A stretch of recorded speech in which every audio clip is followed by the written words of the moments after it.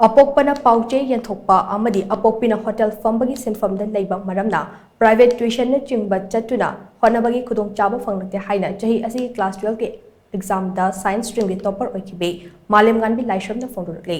wafam ase course yamna lauba chahi asigi higher secondary examination da science stream ke oina ahanba position da lakpa ngamkhrabi Malemnganbi ke Mahaki Kurai Sazor Laikai da leiba yumda paumishinga unaba amada mahakna phongdokhibani Malemnganbi ki Apokpa Laishram Roman amasung apokpi Laishram Jugarani yauna paumishinga unaba amada Malemnganbi na hai mahakna chahi asigi course yamna lauba class 12 exam ke science stream da topper oire haina khangba mikop adumuk nungaiba thengnarakri haiba yai ngasi class 12 ke exam lauthokani haiba aduna maram oiraga masada langtaknaba kayasu phauke maduna maram oiraga chak chaba phauba kauke ngasi mahakna fangliba mikok thongba ngambagi nungairaba mikop ase imung manung amasung oja singi mapanane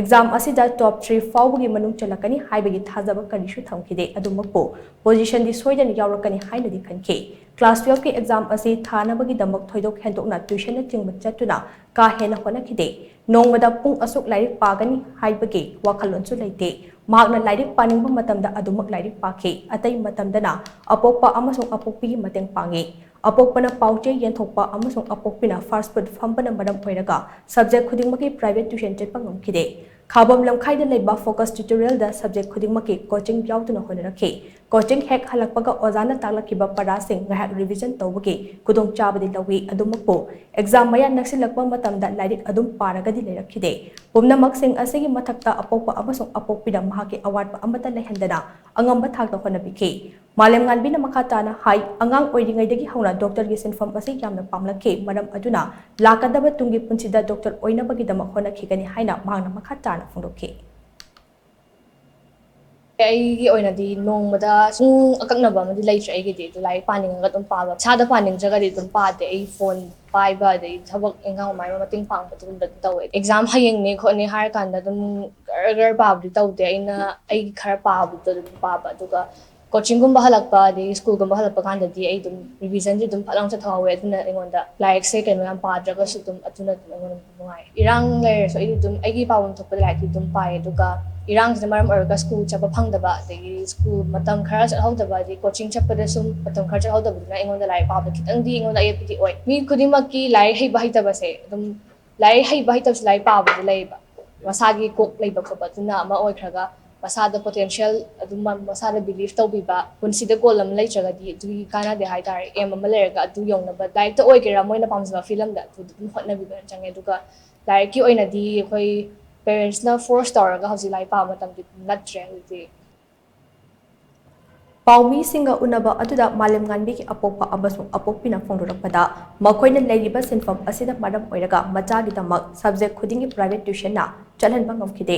masi oiduna su machagi atai awat apa amata lehendana bhonake makoida khudongchaba amasung awaba fibum kaya mayoknarabasu machadadi madugi mami amata tahankhide ngasi machana phangbangam liba mingchat ase hayengi pauche dadi soidana yawraklakane miyamda pauche yenthokpa chatpa matamda science stream gi ahanba position lawraklibi ase mahagi machanupini haibase miyamda khanghanamgani haina apokpana makha tarakhe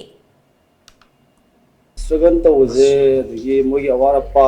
sumugi moida ju yam khani lo koina sanung sagi awaba dumbu yam khani lo uzu du hadde koina yam pian dawna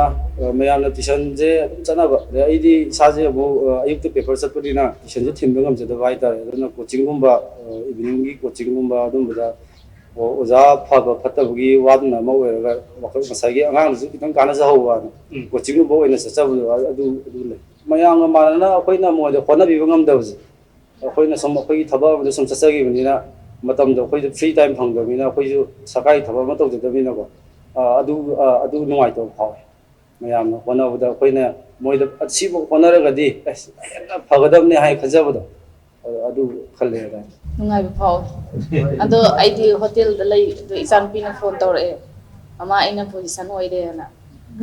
adu nungai ba dum phaw aigi side lagi di paisa nung sagi di thoina akoi moida awat pat le uhande daiju le hande koina aduga akoina khara nungai ta bahar gadi moi tuition ji dok thejin sugum da khara nungai di aibadi mapana thabak chatlani aigi so aigi thabak to ai 11 nang na chatna mang hona ni aduna moigi ꯇꯨꯏꯁꯟꯒꯤ ꯀꯩꯒꯤ ꯑꯩꯗꯤ ꯃꯣꯏ ꯑꯍꯨꯝ ꯁꯨꯔꯛꯄꯅꯤꯅꯀꯣ ꯑꯗꯨꯗ ꯈꯤꯇꯪꯗꯤ ꯅꯨꯡꯉꯥꯏꯇꯕ ꯐꯥꯎꯋꯦ ꯗꯣꯛꯇꯔꯁꯦ ꯃꯥꯅ ꯑꯉꯥꯡ ꯑꯣꯏꯔꯤꯉꯩꯗ ꯍꯧꯅ ꯑꯗꯨꯝ ꯄꯥꯝꯃꯦ ꯑꯗꯣ ꯃꯥꯅ ꯄꯥꯝꯕꯅꯤꯅ ꯃꯥꯅ ꯆꯠꯄꯗꯨꯒꯤ ꯃꯇꯨꯡ ꯏꯟꯅ ꯑꯩꯈꯣꯏꯁꯨ ꯑꯗꯨꯝ ꯄꯥꯝꯃꯦ